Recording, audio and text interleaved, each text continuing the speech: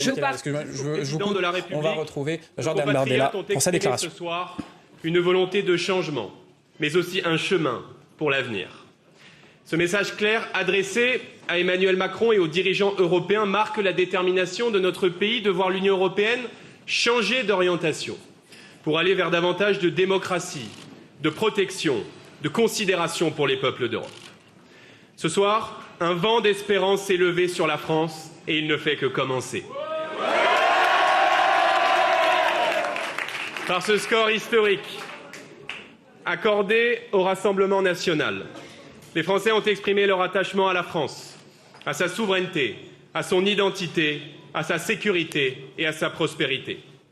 Par-delà leur soutien à une Europe des nations, les Français ont plébiscité ce soir la reprise en main de notre politique migratoire, le retour de l'autorité de l'État sur chaque mètre carré du territoire, la préservation de leur pouvoir d'achat, la défense de nos emplois, de nos industries et de nos agriculteurs face à la concurrence déloyale.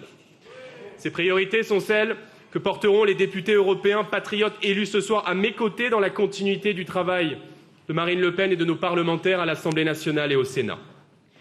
L'écart inédit entre la majorité présidentielle et le premier parti d'opposition traduit ce soir un désaveu cinglant et un rejet clair de la politique conduite par Emmanuel Macron et son gouvernement.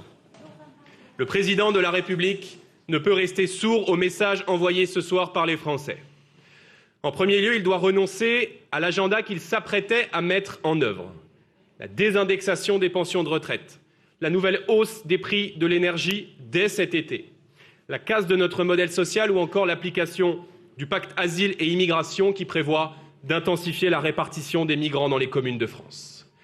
Emmanuel Macron est ce soir un président affaibli, jusqu'ici privé de majorité absolue à l'Assemblée et désormais rétréci dans ses moyens d'action au sein du Parlement européen.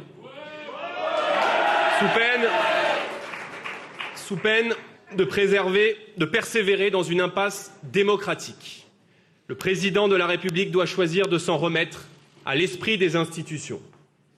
Nous lui demandons solennellement de prendre acte de cette nouvelle donne politique, d'en revenir au peuple français et d'organiser de nouvelles élections législatives.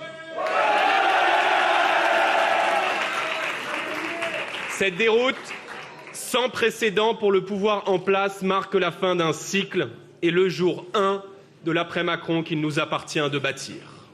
J'adresse aux militants du Rassemblement national l'expression de ma reconnaissance pour leur engagement sans faille. À tous les Français qui nous ont fait l'honneur de leur soutien, en nous confiant l'éminente responsabilité de préparer l'alternance, je veux leur adresser ma gratitude. À tous, je veux dire qu'avec Marine Le Pen, notre ambition dépasse celle d'un simple parti politique. Notre volonté est de rassembler tous les Français désireux d'engager le redressement de la nation et de permettre à la France de renouer avec l'espérance.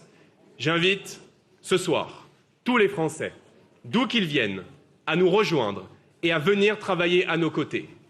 Le chemin qui conduit au renouveau sera exigeant, mais nous sommes prêts à y conduire le pays. Vive la République et vive la France.